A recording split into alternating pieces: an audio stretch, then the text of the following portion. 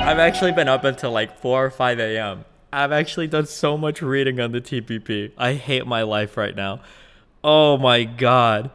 I would I would actually be shocked if somebody went through and they added the time up. I think he actually talked like 5 to 7 times more than I did, maybe more. Holy shit. Ugh.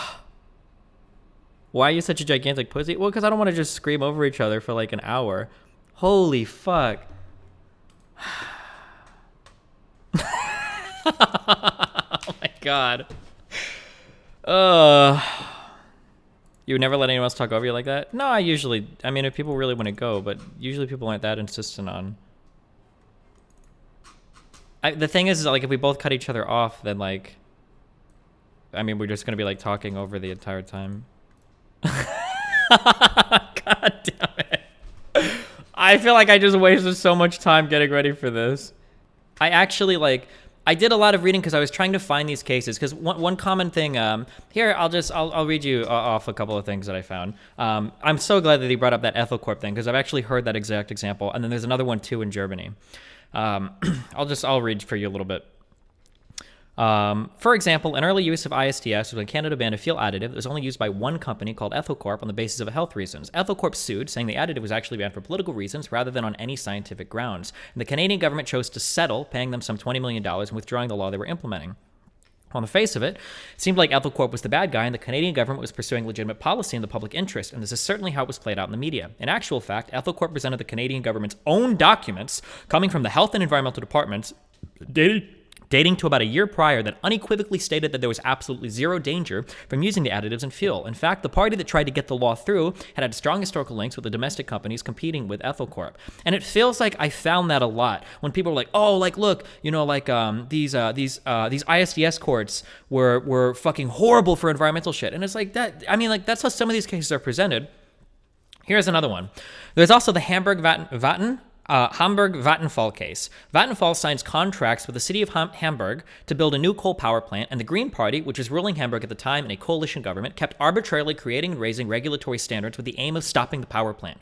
There was no empirical or evidence-based backing for most of the regulations that were implemented. It was simply directly targeting the power plant. Vattenfall actually changed their plans multiple times to accommodate these changes before realizing it was an unfair playing field and deciding to take Germany through ISDS. And Germany lost the dispute because, again, this is an instance of unfair and discriminatory regulation. I mean, like, there are a lot of these cases where people say, like, oh, like, oh no, the environmental stuff is getting destroyed, but like, I don't know, I couldn't find it. I looked for it too, because obviously, like, I don't want to come on here and have him cite a whole bunch of stuff that fucking destroys me, because I'm like too biased or I'm looking at my own shit.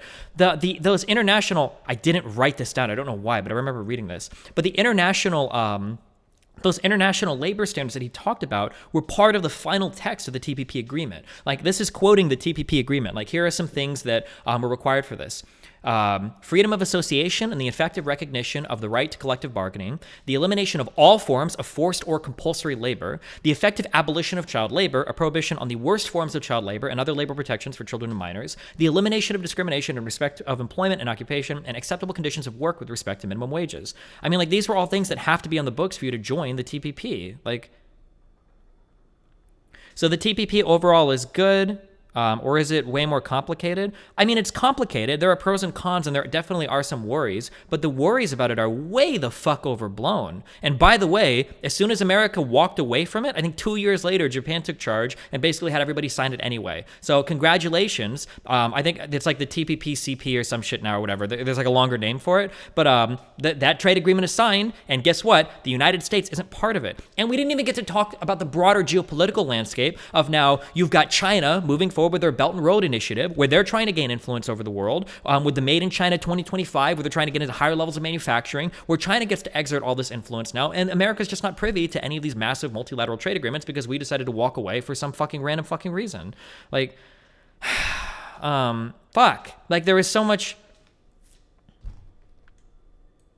There was an issue where Canada tried to sue France because Canada wanted to sell products with asbestos in these products. They tried to sue France over it. This is where a company tried to sue France because of some of their laws that they had for environmental regulations. France won that suit through ISDS panels. They sided with France there, and France said, fuck off. This was an environmental decision. You're not allowed to import. We're not going to import asbestos products from you. They won that case. Like, Philip Morris is like currently battling a case against Australia right now because of expropriation with their tobacco stuff, because Australia basically relabeled all the cigarette packages and they're fighting over that. We're not clear how that's going to wind up in court either. Like, fuck me, dude. I'm so ass pain that I didn't get to talk at all. I mean, we need a gish galloping emote. Holy fuck. The pharmaceutical thing is also contested. I should have read more into the Doha initiative. I don't know if it actually sucks shit. I just read that there's something called, or not Doha, the Doha. What is Doha? The Doha initiative is supposed to protect countries that have like specific public health crises that they need to generically patent a drug or generically produce a drug. They have the capability of doing it. He said that didn't go far enough. Maybe it didn't. I didn't see if it actually went far enough or not, I guess. Maybe I could have dug a little bit deeper into that. But like, I think that your goal there would be to overhaul that declaration or increase your strength there, rather than like walking away from a whole trade deal because maybe some countries have some drugs that they might not be allowed to use. 5 minutes ago, never meet your heroes. People talk about you using debate tactics, but those are some real hardcore debate tactics. His entire opinion seemed to be that companies influence trade agreements, therefore bad, so reductionist that any nuance was irrelevant to him. Also, countries sign treaties to just ignore them. Yeah, like, I don't know. Like people act like corporations are always evil, but you want your corporation to be able to sue another country. Like, if I go to do business in some other country and they nationalize my fucking shit and steal it from me, well, fuck, I should be able to fucking sue that country. Fuck that. You want those protections there to make your firms competitive in other countries. That's the whole point of liberalizing trade, is to make it so that your firms or other people's firms can be more competitive around the world.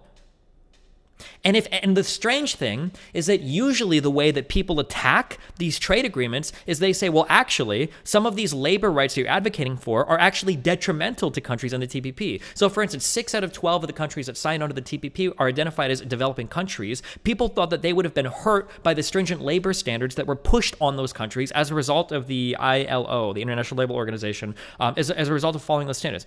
Fuck me, dude. Oh, my God. I can't believe I wasted so much time on this. Oh, fuck.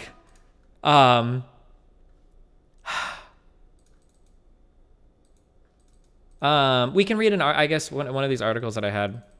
There are a couple that I read about Vietnam, basically, that Vietnam's government, Vietnam's government has a whole bunch of like fucky shit going on with it that was starting to get walked back because they were anticipating joining the TPP. But then as soon as we pieced out, they pieced out. Let's read this real quick. Vietnam, a renewed crackdown. So this is from hrw.org. Vietnam, renewed crackdown on rights bloggers and activists. And then the subtitle is U.S. withdrawal from TPP leads to spike in arrests. Okay, you made a good point, but that's irrelevant. Thank you. Vietnam's repression of human rights and democracy activists increased significantly in 2017, Human Rights Watch said today in its World Report of 2018. Despite this, most of Vietnam's donors continued to prioritize... Okay, I let you talk for 5 minutes. It's time for me to talk for an hour now, Pepe. Sorry, what? Despite this, most of Vietnam's donors continue to prioritize trade over rights. In the 643-page World Report, in its 28th edition, Human Rights Watch reviews human rights practices in more than 90 countries. In his introductory essay, Executive Director Kenneth Roth writes that political leaders willing to stand up for human rights principles show that it is possible to limit authoritarian populist agendas. When combined with mobilized publics and effective multilateral actors, these leaders demonstrated that the rise of anti-rights governments is not inevitable. After the United States withdrew from the Trans-Pacific Partnership trade deal, Vietnamese authorities engaged in a renewed crackdown against rights activists, arresting dozens of bloggers and activists and sentencing many to long prison terms. Basic rights, including freedom of speech, assembly, association, movement, and religion, remain severely restricted in Vietnam's one-party state. State-sanctioned thugs often attack dissidents, while police brutality, including death in police custody, remains a serious problem. During the TPP negotiations, this is in quotes now, hold on. But wait, no, Destiny, no, you're wrong. That's not how that works. No. During the TPP negotiations, Vietnamese authorities knew, hold on. You should do this again, but with a debate moderator. Maybe, yeah. During the TPP negotiations, Vietnamese authorities knew it looked terrible to arrest activists, said Brad Adams, Asia director. But they have dropped their masks since the Trump administration pulled out of the TPP and started handing out heavy prison sentences to citizens peacefully calling for democracy and an end to one-party rule. In 2017, at least 24 people were convicted for their writings and advocacy on democracy and human rights. Wasted all that time when you could have spent it debating SD Peach Pepala. Those convicted include bloggers Wen Gok Nu, I can't pronounce it, guys, known as Mushroom Mother, sentenced 10 years in prison, Tran Thi Ga, sentenced to 9 years, and then Pham Kim Khan, sentenced to 6 years, and Wen Van Hoa, sentenced to 7 years. Within the past 14 months, the police have arrested at least 28 people for sweeping national security offenses that are used to punish critical speech and peaceful activism, including former political prisoners, I'm not going to pronounce these names. Blogger Wen Van Dai and his colleague Lee Thu Han Ha remained in police custody since December of 2015 without trial. The initial charge against them was propaganda against the state. In July 2017, it was changed to subversion. The Communist Party of Vietnam presides over a one-party state that severely limits basic freedoms and punishes dissent. At least 119 people are currently serving lengthy prison terms for expressing critical views of the government, taking part in peaceful protests, participating in religious groups disapproved of by the authorities, or joining civil or political organizations the ruling party deems to be threats to its monopoly on power. Vietnam bans independent political parties, labor unions, and human rights organizations. Monologue Mike Pepala. Religious groups can only operate under government management. The police use various means to repress religious groups that operate outside of official government-registered. You should watch the VOD and pause his points and go over them that way. And government-controlled religious institutions, including constant surveillance, intimidation, harassment, forced denunciation, public criticism, and sometimes excessive force. Rights bloggers and activists are subject to constant harassment, intrusive surveillance, detention, bullying, interrogation, and the application of pressure on employer, landlords, and family members. Police place them under extrajudicial house arrest or in brief detention so they cannot participate in public events such as pro-environment protests, Irrelevant. human rights discussions, or meetings with foreign diplomats, or attend trials of fellow activists. The authorities also prohibit rights activists and bloggers from traveling abroad, sometimes citing vague national security reasons. In June, Vietnam stripped former political prisoner Pham Minh Hong of his Vietnamese citizenship and deported him to France. Physical assaults against rights activists, bloggers, and campaigners occur frequently. Many victims have reported that unknown men in civilian clothing beat them, blah, blah, blah. Last puppy, hope to drink your soylent again soon. There you go.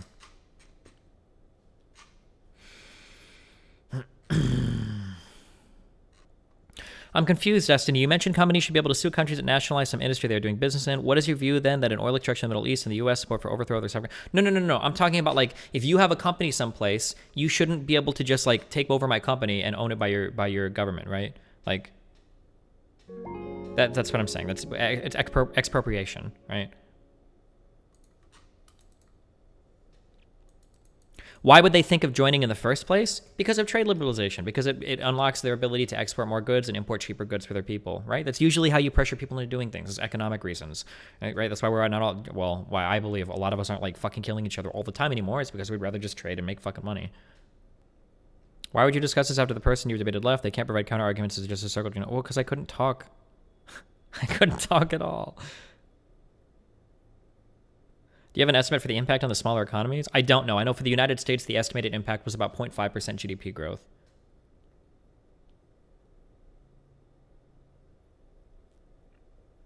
You didn't assert yourself at all. You said, okay, every time you shut up. Well, if you watch the VOD, I mean, like, there are times where I try to keep talking, but he's just going and going. And if I keep talking, the thing is that, like, if I keep talking and he keeps talking, like, on both of our ends, it's just going to look like we're muting the other person, so. Go over the VOD point by point.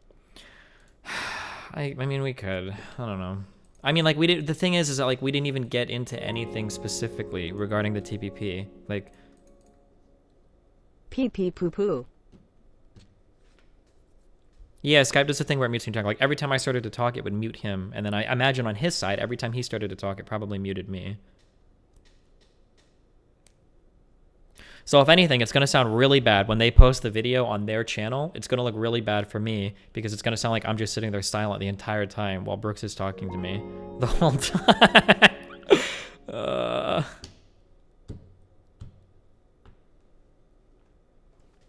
Is your main things that you like about the TPP that it would be the negotiations and it protecting companies from abusive governments? Well, like... Brooks sounded exhausted. Maybe that was why he was so callously talking over you. Maybe. I mean, like the issue is just that like what a lot of people criticize the TPP for aren't good criticisms. Like I don't think criticizing the ISDS panels, I don't think that's intelligent. Like right now, these are probably the best ways that we have to resolve disputes between firms and countries. Like what else would you recommend? Like, and I didn't understand I don't know if he didn't know or he misunderstood me, but he was saying like they're not like both sides don't get to nominate a judge or something, or don't get to nominate like somebody on their panel. I don't know what he was saying there because we didn't get to talk about literally anything. But like, did it sound like he was trying to say like you don't have the ability to nominate your own panel like representative or whatever? Like that's supposed to be how those panels work. Each of you basically you appeal to third party arbitration, these ISDS courts. Both of you appeal your own dude who will hopefully rule in favor of you, and then both of you have to agree on a third party dude, on a third guy, and then you need two of these people to rule in favor of you in order to win your ISDS case, which is a fine system. Like I don't know how else you expect to resolve these issues without third-party arbitration. He was talking about labor's representative. Labor's representative in what? What would labor be represented in an ISDS dispute? Like, what does that even mean? I mean, labor was part of negotiating the TPP. I mean, there are labor representatives that are part of the United States trade, the United States trade representative. Like, they're part of those negotiations. Now, I mean, Michael would probably go on and argue, well, the private companies there had way more leverage than the labor people to negotiate, which is probably true, sure, but he wanted environmental groups to have a say in the decision. What do you mean by environmental groups have a say in the decision, though? Like. He wanted what? Like one country to go sue another country for their environmental like misdoings? Or I don't understand what that means. And I guess like I would need to look more to I guess we can dig through history in terms of like how environmental standards are pushed. But I mean, like I would imagine that companies would sue other countries, or that there would be a lot of pressure on other countries that want to join these multilateral trade agreements to have good environmental standards. Because if I have to have good environmental standards in the US, if I have to follow some bullshit ass EPA rule, you better fucking follow it too, because if you don't, my exports are going to be non-competitive with yours. So it seems like there's all the incentive there, even from a capital point of view. There's incentive for the capital people to be like pressuring people. Like even if we assume it's a corrupt capitalist run system, the capitalists would want to force other countries to play by their environmental rules. Why would you want other people to be able to pollute and shit when you're held and shackled by your own EPA shit? Like that's his point. There's no dispute mechanism for what he has said. I mean, I don't understand like what dispute mechanism. I mean, like what do? You sanction people? You kick them out of the trade agreement? I don't know what dispute mechanism you're looking for. I think historically you've approached debates in a reactive manner where opponent states an opinion and you refute.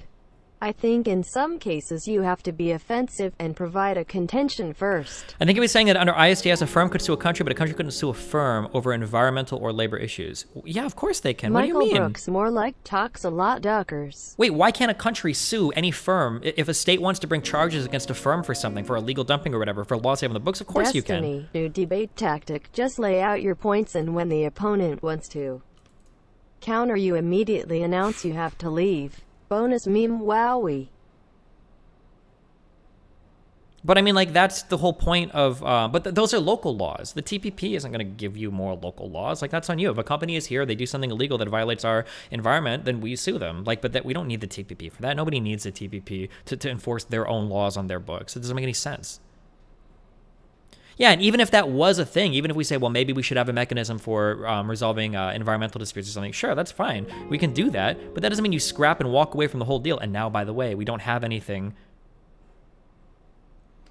You need to borrow the, wait, this is important. People did that during the Democratic debates too. Wait, this is important. Let me talk for 20 more seconds.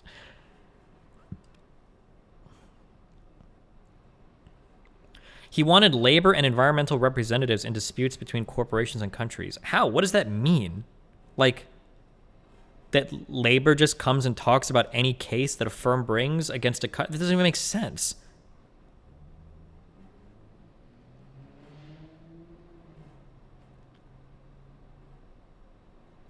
That's his point. It never happens compared to ISDS. Canada never sues a California company for breaking environment laws that only Canadian companies adhere to. Is that actually true? I mean, we can dig into that. That just seems incredibly strange to me. Like, I feel like we do this like pretty often, where like the United States attacks fucking Canada over like lumber shit, where it's like, hey, you guys are doing some bullshit with your lumber, like either they're subsidizing it too much and like, fuck you, we're gonna tariff your lumber because we think you're violating these WTO standards or some shit. Like, don't countries already do this? I mean, I guess we can look in like and see like how are environmental things enforced through trade agreements or whatever. There is still the possibility that environmental groups can make statements in ISDS procedures. Why? Why would you want them to? If I have a firm and it's operating in another country and I think that country passes some bullshit law that's targeting my firm, why the fuck? I don't need labor or environment to come in and make a comment on that case. If the state thinks that it helps them, then the onus is on them to bring in those people as part of the case. If I think it helps me, then the onus is on me to bring in people to help my case. Why would I need labor or environmental as like some fourth party to that case? They don't have the standing to have a say in that. I feel like it's your responsibility to stop the debate and talk to them about your frustrations if you think you're being fair. Yeah, but I mean, it just looks bad. I don't know. I don't know. I didn't think it was going to be that insane. Holy shit. I'm super curious on what the talking time is. This was a short one. It was only like an hour debate. So like, this is a really short one. I'm super curious what the talking time was there. Like, it's got to be like 7. He talked like 6 or 7 times more than me. What's worse? He was starting himself for leaving every time. I mean, like, what? So what? We just talk over each other for like, because there was a time where I like really tried it. I think for like 5 or 6 or 7 seconds, like I tried to talk, but he just kept going. I think the purpose of the environmental group talking part is the decision is because they are the most qualified to determine the validity of the law. If it's good or bad, well, then that's on you to bring them as part of your witness then. What do you mean? If a firm is suing you because of some environmental shit and you're defending yourself, then your goal is to get these labor or these environmental people to make your case for you, of course. Then you would bring them in. You'd have the incentive to bring them in there. Both sides are trying to win their case, right?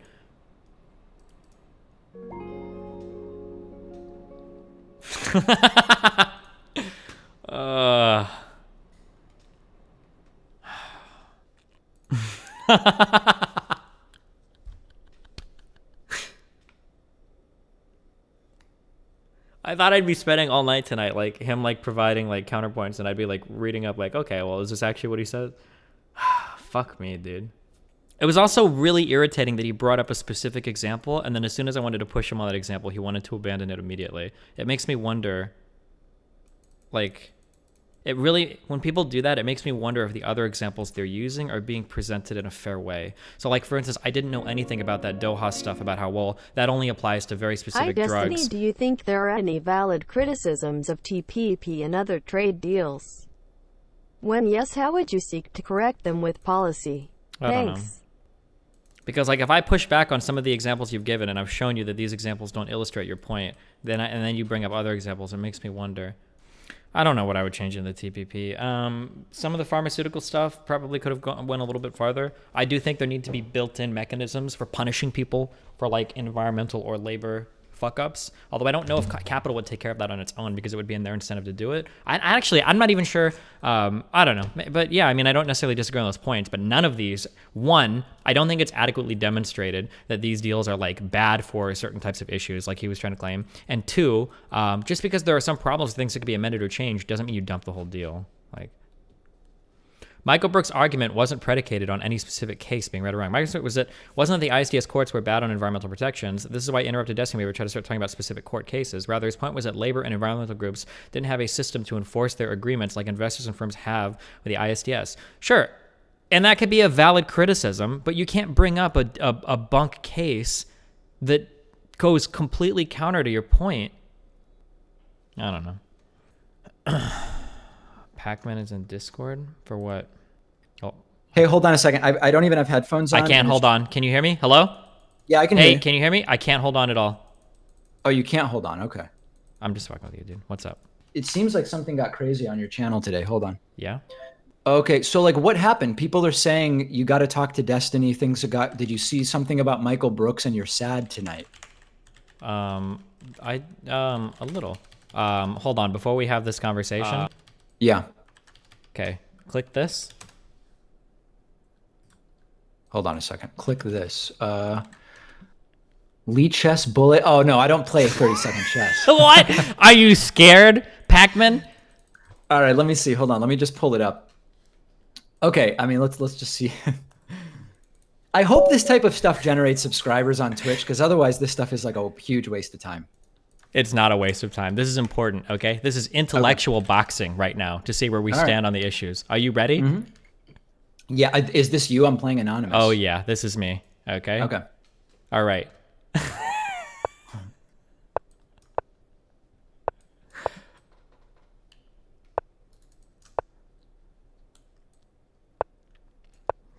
I've never played this format before.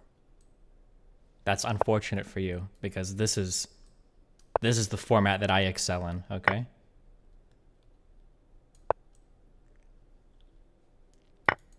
Uh-oh.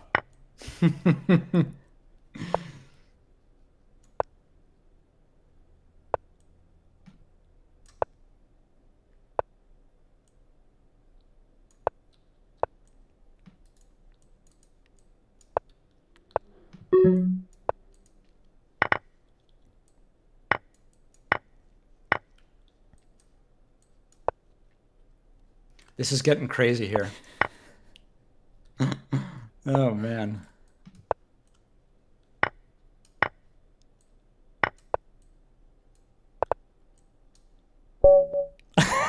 Okay, that's all I wanted, okay? I've never played this format, and I guess I just got crushed. Okay, this is all I wanted to do. All right. Now that we're through this important chess game. What's up? Yeah. Oh, I'm sorry. I had a conversation with Michael Brooks today because we wanted to. So I've been giving. Okay, I don't know how familiar you are with my stuff, but basically, I've had a problem with what I consider to be, oh my god, militant as fuck progressives online. I hate them. I hate all these commies and socialist kids, the Chapo trap housers, the unironic like Marxists and stuff. They're just annoying to me. I don't necessarily hate their ideology. They just come at me with a whole bunch of bunk arguments. 95% of these people don't even know like labor value theory. Like they have no idea what they're talking about, but they're so quick to throw out every single like contemporary understanding of economics to make some argument for some crazy socialist fantasy world where everything is free, nobody has to work, no other countries mess with us, every problem it's been frustrating me. So anytime I push back on these people and I give certain arguments, people say like, oh well, he's Dave Rubin, oh he's conservative now, oh he's alt-right, oh he's extreme right wing, and it's like, okay dudes. So I guess Michael Brooks kind of like caught wind of this like Twitter war. We have a whole bunch of mutuals and people were poking like, oh, go school Destiny on some topic. We talk for a little bit and somehow I guess he chooses the topic of the TPP. And I'm like, okay, fine. The TPP is probably a good place for us to start because there's a lot of like, I guess, neoliberal or whatever policies revolving trade and economics and maybe we can hammer some of these out. And he came on and he basically talked to me for like 55 minutes and I couldn't get a single word in. Oh, are you serious? Like you barely said anything? Like if somebody were to go through and tally the time, if I had to make a legitimate guess, I would say I probably, like in the last 30 minutes, I probably spoke for 3 or 4 minutes, and I think he spoke for like 26 or 27 minutes. That would be my guess. Now, why didn't you interject and say like, hey, listen, it's not really a conversation unless I get a chance to talk too? Well, because I tried to, but like every time I did, he had like a diffusing. So like he would say like, well, hold on, this is really important. Or, well, yeah, and he would like do that, and I'd be like, okay. And then he would like, but then anytime I tried to address like, so he would bring up like 10 points, and I'd try to go back and bring up the first one. And then as soon as I would get like halfway through addressing it, he would launch off into a whole other very important monologue. And it was like, So did you feel like anything was accomplished? I mean, the first part of the conversation was like a fun little circle jerk where we seemed to agree in terms of like people being crazy on social media and shit. But okay, well I mean, listen, I didn't see that, but I've been dealing with just, I mean, there's like, I guess my big thing that I don't like doing this thing where I just like criticize the left from the left for clicks. I think that there's legitimate stuff to criticize the left for. And one of those things is just like the narcissism of small differences, as it's called, where like we agree on 95% of stuff and we make the focus the 5% we disagree on to the point where we end up just like losing and it's completely counterproductive. And I think some of the stuff you're talking about is under that umbrella. I'm curious, what do you think in general? Have you read much into the TPP? Do you have a strong opinion on it or?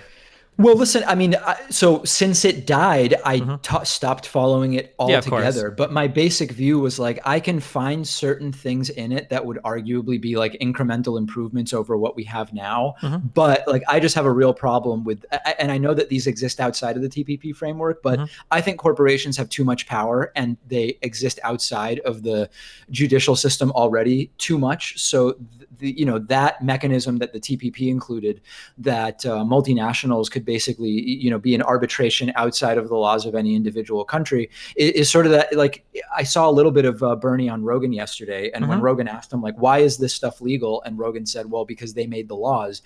I just have a huge problem with that, but that Sure, doesn't mean but I that mean, you this is yeah. one way to look at it, but it has to be that way, right? Like, I would never, if I'm accusing a country of making unfair practices that are making my firm uncompetitive, I don't want Yeah. that country's courts to determine whether or not I win or lose my case, right? Like, there's a reason why people always resort to this third-party arbitration in thousands of other bilateral trade agreements and other trade agreements around the world, a lot of which America is already a part to. Like, I don't want to sue a company in Canada or even the government of Canada because I think that they're implementing some unfair labor practice that's fucking just my firm over, and then their courts decide who wins or loses that deal. That sounds like a horrible deal for me. Okay, but hold on. So that's the most charitable possible interpretation of why those arbitration things are good. If we step back from like that particular thing, Yeah. in most cases, those types of arbitration things are significantly to the advantage of the party that's most in place to impose it. So if you look at like in the workplace, if you look at when it comes to environmental stuff, whoever wants that system is going to be disproportionately benefiting from it at the expense of the other party. So I But don't the know that ISDS panels let both people nominate a judge, and then they both have to agree on a third panel person. It's not like the person bringing suit picks 3 friends to come over and evaluate whether or not they win or lose. No, it's not. But I mean, I'm sure that you would grant that these systems are subject to the same type of regulatory capture that like basically it's the regulator, it's industry regulating the regulators. And that's the same problem we have in the United States where, it's like capitalism for the gain, for the profits, and socializing the costs. And it's just hard for me to say that I have no good reason to think that they're proposing that in good faith. I mean, I can see where it might not be perfect, but I just can't think of like, let's say that I have a firm and another country passes a law that I think is hurting my firm. Yeah. Who should arbitrate this if not like a third party panel? Like who should? Well, that you would only ask the question that way if you were already completely bought into the status quo of the multinational corporation. There's another way that this stuff can work, which is the same stuff that makes it so that you have to figure that situation out is the one that allows a company that basically is an American company to on paper be Irish and then not pay any taxes in the United States. And the answer is you stop that infrastructure. A company has to be. So you don't have multinational companies, or what do you mean? You What have infrastructure? multinational companies, but you regulate their activity, their behavior within countries based on the laws of those countries. I'm not saying that it would be an easy thing to do, but it's just like you have this to is the have a whole paradigm problem, shift. though. What do you do when a country passes a law just to make your firm non-competitive? A country. Okay, so like, what would be an example of that? Sure. So we can use like a real life example. In Canada, there was a foreign company that had a gas, like that sold gas there called Ethel Corp. And Canada passed a law that banned a certain additive to fuel. And it only impacted this company. It didn't impact any of the other companies in Canada. Well, Yep. if I think this is bullshit and they're only passing it to make me non-competitive, if not third-party arbitration, who should I appeal to there? I mean, okay, so that gets us to like a much broader argument of like, what are the rights that a company should have? Like, isn't that there would be people who would say that's the prerogative of Canada. You have no right to sell your gas in Canada. And if that's what Canada decides, then why? I mean, that's totally their right. Like, that's not necessarily my position, but that is a position. That's not a trade position then. Then you're saying like don't have trade deals, because like the natural extension of where that gets us then is, okay, well, if your country, I assume, has a bad legal system, I'm never investing in your country ever. I'm never going to start a business there, and screw you guys. Or if you want to open up trade to another country, well, why would I open up trade with your country if any time a firm firm from my country tries to sell in your country, you make them non-competitive with your local legislation. Like no one would You're ever sort of invest moving in. the goalposts though, because you first started with like the specific arbitration, superseding arbitration infrastructure for TPP. But now you're just saying like, what if any country does something that's bad for my business? So it's like that is a moving the goalpost of sorts. Wait, but that's the fundamental question. I don't think it's a moving the goalpost. The fundamental question is if I have a firm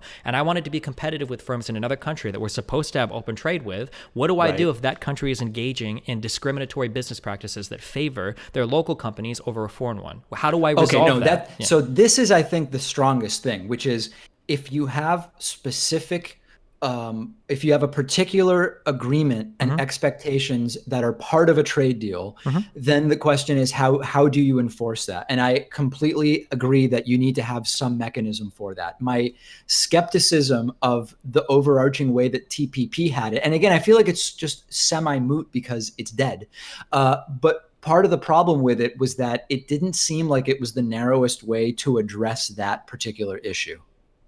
Okay, I would be super curious in hearing alternatives. This seemed like a pretty good standard for resolving these disputes. That essentially, like, I'm going to sue you. So what we're both going to do is we're both going to find our expert who's going to rule on this, and then both of us are going to agree on a third person. Or if we can't, then our two people are going to agree on a third person, and then they're going to evaluate who's in the right here. And you need 2 votes to win your case. So not only do you have to win over your person, but that seems like a good way to resolve disputes using third-party arbitration between a firm and another country.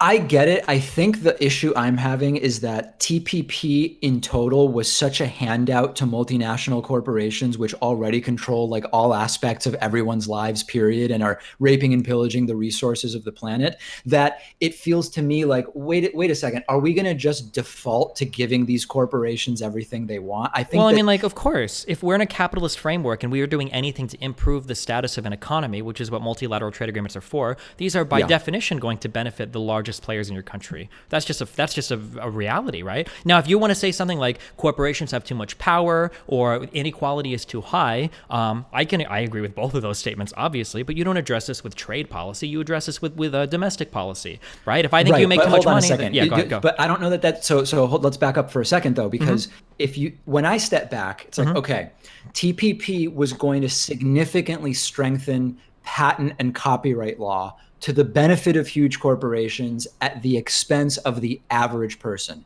It was going to create, again, this like extrajudicial infrastructure for corporations that even if you're making some reasonable points about the need for a system like it, it's yet another letting the companies figure out how they're going to be regulated. Like when you step back, it's just letting big corporations tell us how it is that they want to be regulated and what it is that they want to do. And that I think is like the fundamental problem. I mean, like, I can understand, but like, you're presenting this with only one side. Like, the other side of this is that copyright protections, as much as we hate them on the internet, are actually pretty important to doing business. If you're going to invest a great deal of research and development into some product, you want to be able to exclusively capture revenue through selling that for some period of time. One of the huge problems that we talk about right now that I think people, I hope on the left and right agree, is that if you set up a firm in some countries, those countries will make your firm transfer intellectual property to other people, either to the state itself, like in China, or to other competing firms. And it's like, well, fuck. Well, why would I ever invest? I'm never going to set up a company there if any software I transfer or any proprietary knowledge is going to be literally expropriated by the state and then distributed to other companies. Like, I'm never going to do that. It's just horrible. So, like, I mean, like, this is one of our huge critiques that we have with China, and it's arguably something that the TPP would have given us a little bit of leverage on. That another company, like a Chinese company, couldn't do this in another country that they're operating in with an American firm, because now we can use the TPP to bring suit against them or something. Yeah, I mean, like, the copyright stuff maybe goes too far, but this is more of a broader critique on copyright law, not on the TPP, because I'm sure we all agree that you should have some form of copyright. Yeah, go for it. Let me quote an expert on trade named Donald Trump. Okay. Who once said, we don't want to take a hammer when a velvet glove would work, or something like that. And I'm sort of joking because Trump's not an expert on trade. But what I mean is, I think that all of the issues that you're bringing up could be dealt with in far more narrow ways than the way that the TPP was doing it. And I am not grieving the death of TPP. Okay. I mean, I'd be interested in hearing those. It's usually all of the accusations just sound to me like somebody saying like corporation bad, and then like that's like the default, like, and it's like I don't know what I'm supposed to do with that. I am not an anti-capitalist. I am a social democrat, and I am completely clear on there are certain types of advancements that you need the infrastructure of a corporation to most effectively kind of like carry the risk and bear the research and development costs in connection with obviously the commons and the fact that a lot of the people making those advancements had public school educations. Like, okay, I'm tempering it with social democracy. So I'm not like an anti-corporate guy. I just think that, again, there are far more, even with like copyright, you can't even say, here's the way to deal with copyright and patents. Dealing with it in entertainment media versus pharmaceutical patents, like they need to be dealt with differently, and there are different solutions in each. Yeah, I don't necessarily disagree. I mean, it's crazy to me that if you have like a massive agreement that we all agree provides some benefits, that like a few critiques of different things within this agreement let you scrap the whole thing. Like that's just like it would be like car shopping, and you go through and you find a perfect car, good gas mileage, a lot of power, a lot of space, and you're like, I don't really like the seats, and I think we could just do way better on that. So screw this whole vehicle. And it's like, that's how I shop for cars. As soon as the seats aren't comfortable, I'm looking at a different. Okay, but like if at the end of the day, if you're walking to work every day, it seems like you kind of shot yourself in the foot by being too extreme. Like, I don't, maybe I'm too incrementalist in my approach to a lot of these deals, but I don't know. I mean, I understand. It's not that I think what you're saying is crazy. It's just like I think that there are narrower ways to deal with each of the things that you like about TPP individually that would not create. I mean, the other thing is once you get into something like TPP, it's sort of like the tariffs that Trump has put in place. Yeah. The off ramp is extraordinarily long and difficult. So for me, wrapping so much stuff into one deal in this way, especially when so much of it is questionable, when we could deal with all of these things individually, doesn't seem like the wisest path forward. Well, but I mean, these trade agreements are usually huge. The European Union is huge. NAFTA is huge. Like these trade agreements are always going to be massive because there's so much. There's so many side agreements that you have to make that have to address specific policies in every country. And it just seems like by walking away from it, America basically just said, screw it. We're losing all of that influence in the Southeast Pacific region. Like we don't have it anymore. And now China does because we walked away from it. The 10 remaining countries signed on to it with Japan leading them. And now China is moving through with their initiatives to build out all of their infrastructure across all of Asia and Africa, and we're just like sitting here like twiddling our thumbs, getting into trade wars and locking ourselves in a box. I completely agree with you. Russia now, I mean, Russia, China, U.S. Sort of like superpower dynamics have gone dramatically out of the U.S.'s favor. Yes. Now you've got Russia making deals with China for energy harvesting. You've got China going to India for, I don't remember if it's like aluminum or steel because of the tariffs. I mean, it's like everybody's basically fine other than us as a result. Yeah, of this because those policy. countries are not ignoring like the globalist reality that we're facing. And the faster you globalize and the bigger foothold you get in a global market, like the stronger your country's going to be. China absolutely understands that. But then it seems like we're scared in the West because of dumb shit going on. You've got like the United Kingdom leaving the largest unified market in the world. You've got the United States unironically engaging in trade wars, the largest trading partner that is actually damaging not only our markets, but our job markets as well in the United States. Like it's insane to me that people are like, all of a sudden we became isolationists in like 10 years. I have no idea what happened. It's crazy. Hey, is this like what Twitch is all about where we just randomly are? Oh yeah, sure. Yeah. I stream for 10 hours. So I talk about a lot of random shit, but yeah, sorry. Wow, this is crazy. Well, listen, I'm slowly learning what I'm doing on Twitch, and one of the things I saw is that your channel is like the top referrer to mine. So like that's good, right? I'm a big Twitch streamer. Okay, I might be a little boy on YouTube, but I'm a big guy here on Twitch, right? You're doing well on YouTube as well. I'm doing okay. Yeah. All right, I gotta like take phone calls from my audience and stuff. All right. Well, hey, have fun. Thanks for the conversation. Thanks for All right. Yep. Sounds good. I'll talk to you soon. Yep. Bye. Let the record show that I crushed Pakman in our chess game. It wasn't even close. Destiny spoke for 30%. Burke spoke for 70%. 18 minutes to 41 minutes. This overestimates Destiny's time. I'm really curious. I know in the beginning it was more equitable. Is that correct there? But I think in the last 30 minutes, I seriously think it was like 5 minutes to 25. I wouldn't be surprised if it was. Oh, this guy says it was 47 minutes to 10 minutes.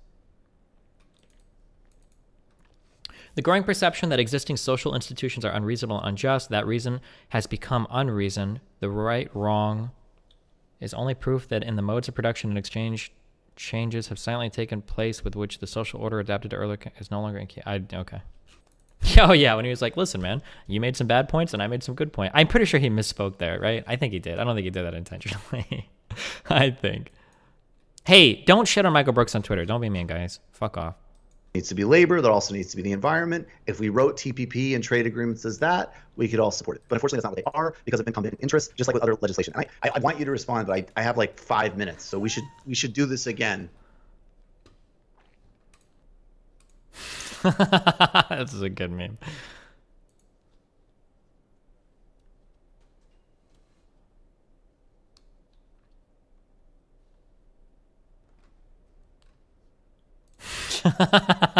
Sorry. Fuck me, dude. Okay, there's so many memes. Guys, don't be mean to Michael, okay? That's my rule for you guys today. If I see you being mean to Michael on Twitter, okay. I need to get food. I need to go get something to eat. The local laws of the country. Well, I really want to respond to the earlier point that you brought up about the... Well, why would you have the environmental agreement in the TPP?